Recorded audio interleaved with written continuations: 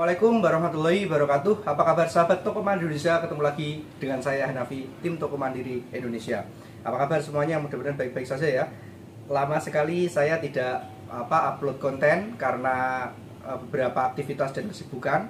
Ini sepertinya pertama di bulan Agustus saya bikin konten. Pertama di bulan September saya bikin konten. Saya sekarang berada di Kota Pati, Jawa Tengah. H-1 persiapan buka toko Joyomat ya. Jadi rencana ini besok saya ulas di video besok pas grand opening. Ini H-1. Saya mau berbagi sama teman-teman semuanya. Jadi seperti ini sepertinya belum dibahas dimanapun. Jadi ini kemarin saya memang 1 bulan itu fokus dan di toko-toko saya sendiri saya analisa untuk menaikkan omset ya. Ini sepertinya belum dibahas dimanapun, bahkan belum saya dapatkan di tempat saya kerja dulu ya. 10 tahun saya belum dapat. Saya dari tim kita diskusi, kita eksekusi pelan-pelan sehingga omsetnya bisa naik. Yang pertama yang mau saya bahas adalah fakta pertama. Orang itu ternyata ini dari awal mulanya dulu. Saya ketemu sama kawan cerita bahwa beliau habis buka toko. Hari buka pertama itu omsetnya 50 juta. Wah, luar biasa sekali. Dagangan 300 sampai 350 juta. Dagangan total dagangan aja ya.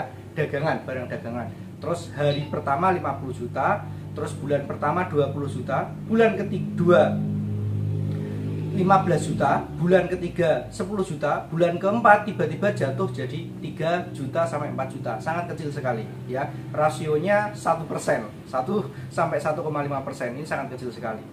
Terus dari situ saya terus terang ada ketakutan, seperti ini nih nasib toko mandiri kalau tidak saya sendiri juga ada ketakutan. Artinya ketakutan ini saya harus cari solusi untuk masalah ini karena nanti bisa menimpa di toko-toko saya ya.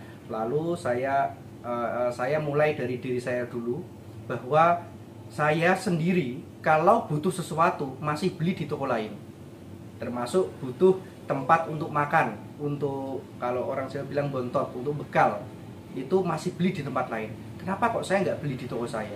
Akhirnya saya catat ini keperluan saya, keperluan istri, keperluan keluarga yang masih beli di toko, bukan toko saya.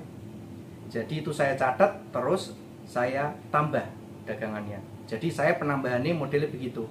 Perlengkapan apa yang saya masih beli di tempat lain, saya kulaan atau saya orderkan atau saya PB kan, terus saya jual di toko saya ya. Yang pertama itu. Yang kedua, fakta psikologis pertama adalah begini.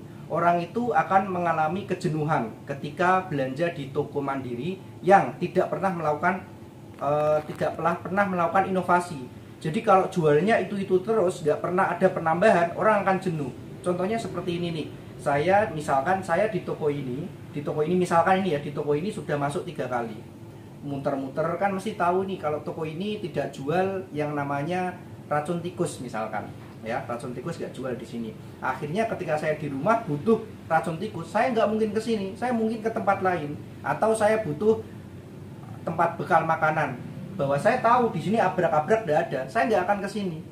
Begitu. Tapi ketika saya tahu kalau toko Joyomat ini selalu melakukan inovasi, penambahan item, entah itu bahan makanan dan lain-lain, pasti saya akan penasaran. Oh, barangkali di Joyomat ada.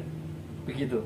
Jadi konsep yang tertanam di alam bawah sadar saya adalah saya masih berpikir bahwa barangkali di Joyomat ada. Minimal saya belok parkir terus masuk, nanya sama kasirnya, "Mbak, racun tikus ada enggak?" gitu. Itu.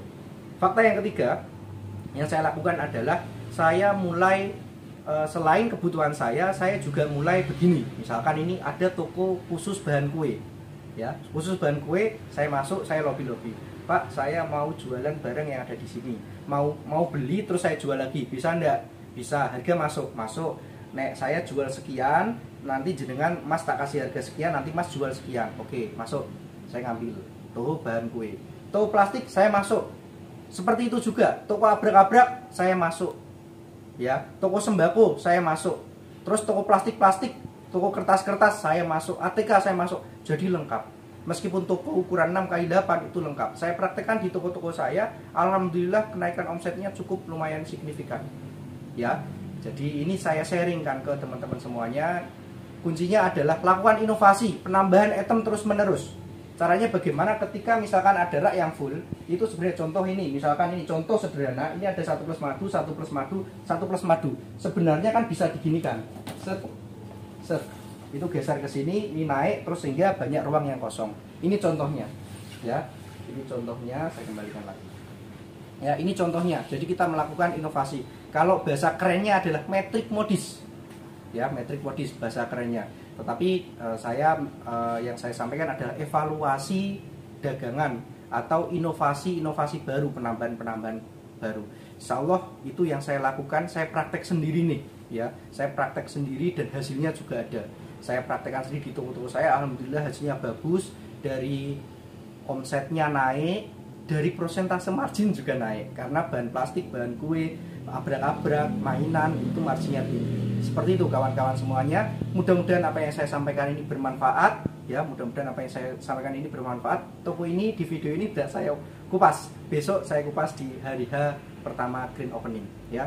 Mudah-mudahan sekali lagi, mudah-mudahan apa yang saya sampaikan bermanfaat dan teman-teman yang mau buka toko, yang mau buka usaha dimudahkan segala urusan. Dan selamat malam. Assalamualaikum warahmatullahi wabarakatuh.